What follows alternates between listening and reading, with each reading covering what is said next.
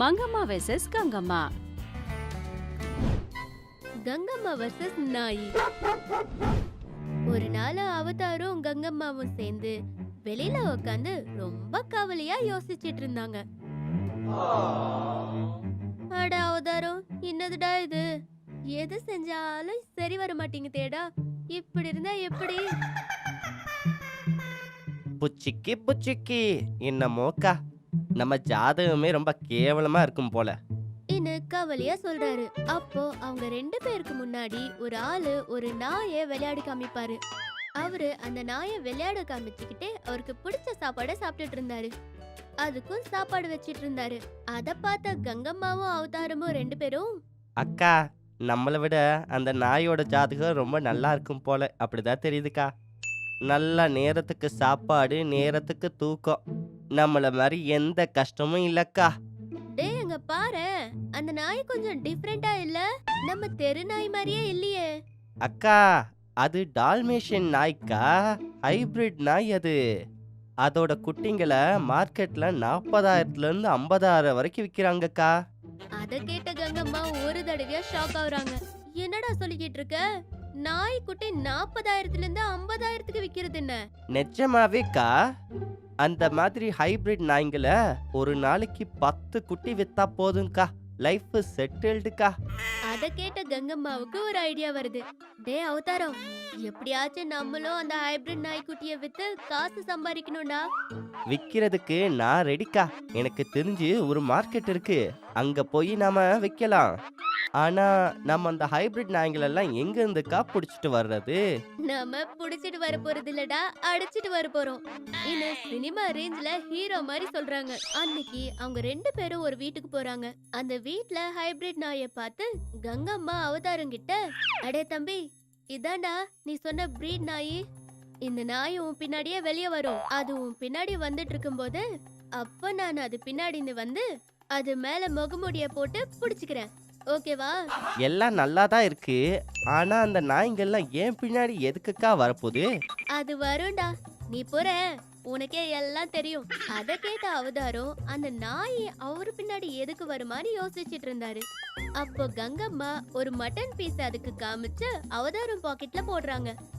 அத பார்த்த நாயே அந்த மட்டன் பீஸ்க்காக அவதாரம் பின்னாடியே ஓடியாருது. அத கவனிச்ச அவதாரம் பயத்துல ஓடியாந்து, புச்சிக்கி புச்சிக்கி, ஆத்தாடி, இந்த நாய் நிஜமாவே என்ன துரத்துதே, ஆகா ஆத்தாடி சொல்லிட்டு ஒரே ஓட்டமா ஓடிட்டு இருந்தாரு. அப்போ கங்கம்மா நாய் பின்னாடியே வந்து அதுக்கு மேல ஒரு போர்வைய போட்டு அந்த நாயை பிடிச்சுக்கிறாங்க. அப்படி அவங்க 2 பேரும் ஊர்ல இருக்கிற எல்லா வளர்ப்பு நாயையும் திருடுறாங்க. அத அவதாரத்துக்கு தெரிஞ்ச அந்த மார்க்கெட்ல கொண்டு போய் வித்து காசு சம்பாதிக்கிறாங்க. மக்கள் எல்லாம் வேற செய்யறதுக்கு எதுவும் இல்லாம உதவிக்காக மங்கம்மா கிட்ட போறாங்க. போய் நடந்தத சொல்றாங்க. அம்மா, எங்க வீட்டு நாயை யாரோ திருடிட்டாங்கம்மா. என்னோடது மட்டும் இல்ல, இந்த ஊர்ல இருக்க எல்லா வீட்டோட நாயும் யாரோ திருடிட்டாங்க. நீங்க தான் எங்களுக்கு எப்படியாவது உதவணுமா?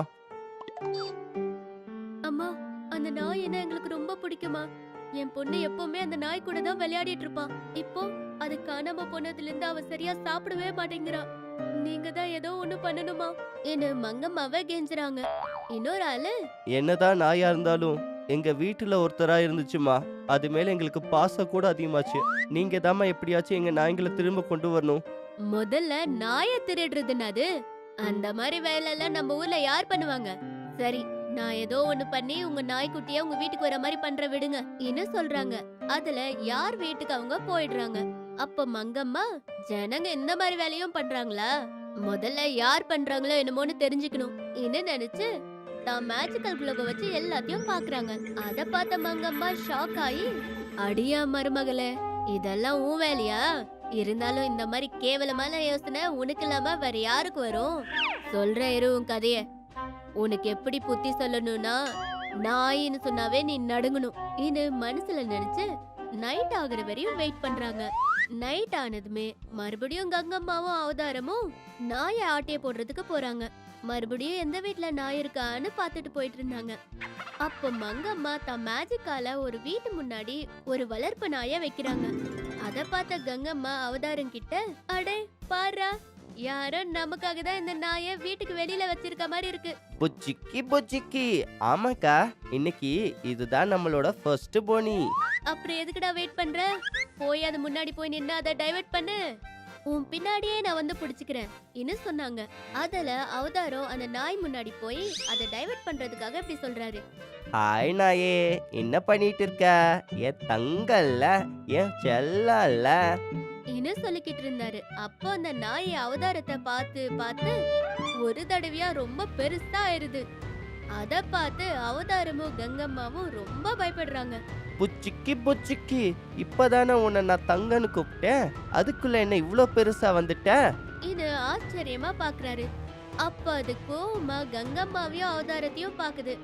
அத பார்த்து அவங்க 2 பேரும் பயத்துல ஒரே ஓட்டம் ஓடுறாங்க. அதுவும் அவங்க பின்னாடியே துரத்துது. அப்படி ஓடிக்கிட்டே கங்கம்மா அவதாரம் கிட்ட, அட பாவி, என்னடா சொல்லி தொலைஞ்ச? அந்த நாய் அதுக்குள்ள அவ்வளோ பெருசாயிருச்சு. ஒரு தடவை பாரு, அது நம்ம பின்னாடி எவ்வளவு கோவமா வருதுன்னு. புச்சிக்கி புச்சிக்கி, நான் என்ன பண்ணுக்கா? நான் சும்மா தங்கமே செல்லமேன்னு தான் சொன்னேன், அதுக்கு அந்த நாய் அவ்வளோ பெருசா வந்துடுச்சுக்கா. அம்மாடி, புச்சிக்கி புச்சிக்கி, அந்த நாய் எவ்வளோ ஃபாஸ்டா வருது பாருக்கா. இன்னும் சொல்லிக்கிட்டு இருக்கும் போதே அந்த நாய் அவங்க 2 பேருமே வாயால பிடிக்குது.